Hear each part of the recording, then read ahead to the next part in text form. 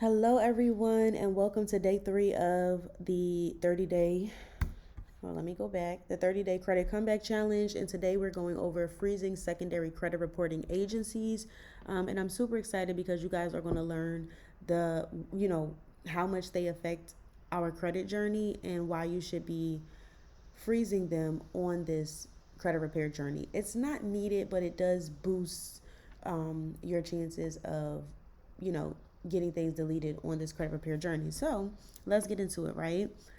Most people know about TransUnion, Equifax, and Experian, but today we're going to go over some secondary credit reporting agencies that are really hindering you guys. And a lot of the times people don't understand or realize that Equifax, TransUnion, Equifax, TransUnion, and Experian, they actually verify accounts and verify information through these secondary bureaus. So a lot of the times it's not Experian, TransUnion, and Equifax by themselves. It's these secondary reporting agencies that are really hindering you guys. And that comes with being denied for a bank account, being denied for a credit card, being denied for any type of credit.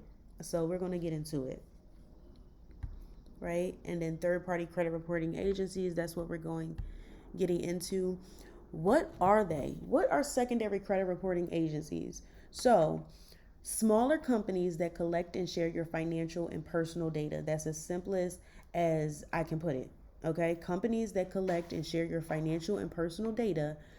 Again, the same thing that Equifax, TransUnion, and Experian does, but on a secondary level, on just a smaller level, but not so small because, like I told you, there's still the reason you get denied for bank accounts and credit cards. All right. So, examples of these types are rental history, payday loans, bank overdrafts, check system. I know a lot of people have issues with check systems, evictions or judgments, employment verification. Again, things that Experian, TransUnion, and Equifax do not necessarily report on. Like they don't report on evictions or things like that. They do public records like bankruptcies, but that's really the main one. I haven't actually, I ain't even gonna hold you. I haven't actually seen a judgment, maybe twice. I'm lying, maybe twice. But it's very, very rare that I see them reporting a judgment or a lien or anything of that nature. So let's go over examples of secondary bureaus. We have LexisNexis. Now, LexisNexis is responsible for public records, legal filings, judgments. So when, for example, when you're dealing with bankruptcies, a lot of the times, wherever TransUnion, Equifax, or Experian, whichever one your bankruptcy is reporting on, or it could be all three, 9 times out of 10, they quote unquote verified that bankruptcy with LexisNexis. Okay. The next one is CoreLogic. That's another big one. And they're responsible for rental history, mortgage applications, evictions, things like that. So if you are trying to apply for a mortgage, then you know CoreLogic is a report that you should be pulling and making sure is correct. And I also want to put a little side note in here that the same strategies that when we get into week 2 and week 3 that we use against Experian, TransUnion, and Equifax, you can use these same strategies against the secondary bureaus, because not only do I recommend you freezing them, but I also recommend you pulling their reports just like you would TransUnion, the big three, and making sure everything is correct and disputing over there as well. So, yeah, I recommend that. There's also there's also a few ways that you can dispute. I know some people like to dispute first on the smaller bureaus, which is a plus as well, and then go on to the big three. You can listen, credit repair is, once you know the rules, you can kind of play the game how you want to, right? Like it's the same thing with football, right? There's certain rules, but the play that they're going to set is not the same every single time. So just think of credit repair in that sense when you're fixing your credit. All right. The next one is Innovis, and that is credit related data. And they're just an alternative to the big three. SageStream and ARS, right? payday loan data, short-term credit. So those, you know how you get Klarna, things of that nature. That's going to be what that bureau is reporting on. And then we have check systems. Oh my God, the dreaded check systems, y'all. So if you have been denied for a bank account, you need to go pull and check your check systems. Okay, you need to pull that and make sure that your check system is A1. I'm also going to put a little side note in here too. I know a lot of people say there's certain reporting and certain information sharing that you can opt out of, but you can't opt out completely of credit reporting. Okay? You can't opt out completely of credit reporting. Right? I know we've heard the main thing that a lot of people say, "Oh, I didn't give you permission to sell my, I didn't give you permission to share this information, or I didn't give you permission to do this, or I didn't give you permission to do that." We have to come up with advanced ways to dispute, and this is why I'm going over consumer law strictly in week 2. We have to find different ways to dispute, because sometimes things get a little bit more advanced. Sometimes credit bureaus, they get used to something, or a ton of people put in the same letter at the same time, and it's like it doesn't work any longer. So I vow that, in the Golden University, now we're in a free 30-day challenge right now, but and my paid community is not up yet. But I vow that everything that we do is going to be updated, because I don't want you guys using just old and just for real, just corny plays.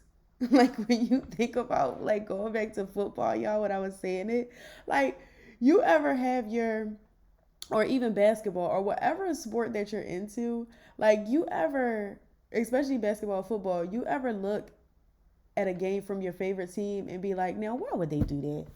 Now why would they do why would they do that? Like y'all could come up with anything better than that. That's what I think of when I look and y'all, and people be like, well, I didn't give you permission to report this information, or how did you get this? We're not even about to go there. There's certain rules that you have to abide by. I know the rules, and I'm finna stop you in your tracks now. You can't verify this account. You didn't investigate properly. There's so many other things outside of that one little thing. It's pointless to put in your letters now. So I just wanted to get that out the way. But yes, check systems, bank accounts, overdrafts, negative balances, things of that nature. All right. Okay. Why freeze them? Why freeze them?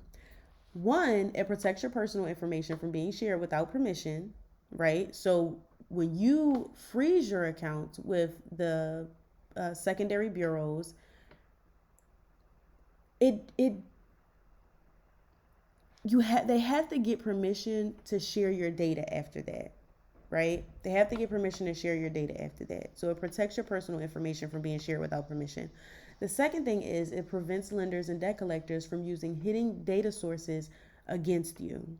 Okay, so again, these debt collectors and lenders are, aka creditors, are the lenders, are definitely crafty in the way that they find out information about you. They're always in your business. They are in your business 24/7 trying to figure out something about you. But again, these are the people, these third-party credit reporting agencies that they go to in order to get this information. That's why, again, not just TransUnion, Equifax, and Experian need to be going after, but the secondary bureaus as well. All right. Another reason why you should freeze them is it strengthens your disputes, right? The big three can't, it's harder for them to verify info by pulling them from these secondary bureaus.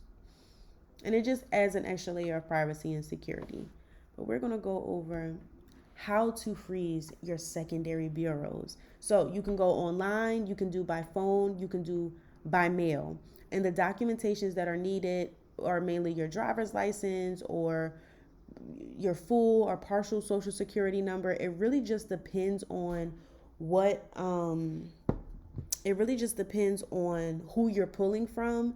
Like, For example, I can go to I can go to, what's the ones we talked about? I can go to LexisNexis, and they might, for whatever reason, they might be having trouble verifying me. So they say, okay, well, we weren't able to do it over the phone, so we got to do it by mail. And then I can go to CoreLogic, and they'll say, oh, no problem. We're just able to do it online. So it really just depends on who you're going through. I also added, if you are over on YouTube watching this, I put in the description box below the link to our free private community, because in our free private community, I have a tab in there where you're going to have access to the full 30-day credit comeback challenge, and each day is going to be super detailed like this. Over there, you'll be able to receive class notes, any homework that our students are doing, the agenda for that day of the credit comeback challenge, the whole nine. So you're getting the white glove service over there. Here, you're just getting the videos, which is still packed with so much information that you need. But over there, you're gonna get that like extra layer of accountability, extra layer of class notes, and just extra resources in general. So make sure you head on over there, because I'm going to add, when you click on today, the resources that are going to be associated with this video are not only the class notes and the homework, if any, and the agenda, but it's also going to be a list of every single credit reporting agency that is out there. Okay, the biggest ones, I should say. So it's a list from the CFPB. I'm going to attach that file so that you can literally have a breakdown of, okay, what credit reporting agencies report on bank accounts, which ones report on evictions, which ones report on bankruptcies, liens, judgments, things of that nature. So you can kind of be very, very detailed in that aspect. And I'm trying to think, what else am I going to include? Because there was something else that I said that I was going to include, y'all. It was the class notes and homework, the list of the credit reporting agencies, and that was it. Just the list of the credit reporting agencies, so you can have a full list of them. Okay, and I do believe in that document, because again, each one is different. Some you can only do by mail, some you can only do by, like, it's just, they're all different. I do believe the instructions on how to pull them is in there as well, but you guys can take a look when you get over there. All right, so some little pro tips that I want to throw in there. One, always keep confirmation of your freeze, right? When we're talking about strategies, and we're going after these, whether it be a creditor, a debt collector, the credit bureaus, whatever the case may be, when we talk about strategy, we always want to keep documentation of things. Because even though, like, for example, we're talking about secondary credit reporting agencies and freezing their accounts, right? So let's just say, for example, that you got denied for something on the 15th, but you know that you froze that secondary bureau on the 13th. Well, somebody's lying here. You understand? So it's always important to keep documentation. For a little side note, for example, when it comes to debt collectors, it will be a cease and desist. I know a lot of my students have sent cease and desist, and they've gotten paid because the debt collector realized, dang, we made a mistake. We're not always accurate. They're moving at such a fast pace. My whole goal is to teach you guys how to find the loopholes. You have to stay on top of these things, okay? The second thing is, create a folder. If you know you're unorganized, create a folder. It can be a digital or a physical folder, but create a folder, okay? When you freeze accounts, any letters, any responses that you receive, whatever the case may be, keep a little folder. Third, and my last thing, is you can unfreeze temporarily if you are applying for credit. I know a lot of people will be saying, no, it's not going to affect you applying for credit. Yeah, sometimes it does. Depending on who you're trying to apply for or trying to get credit from, it does. They'll tell you, hey, they'll send you a letter, hey, this was frozen. You have to unfreeze it in order for us to go through with the approval or just go along with the process in general. So if that happens, don't fight with them. Just unfreeze it. And like I said, we're going through this 30-day challenge in general for you to get approvals and for you to get your credit cleaned up. So it should be no reason why you can't unfreeze whatever they're asking you for when it does come time for you to get funding. So keep that in mind, y'all. Just a recap.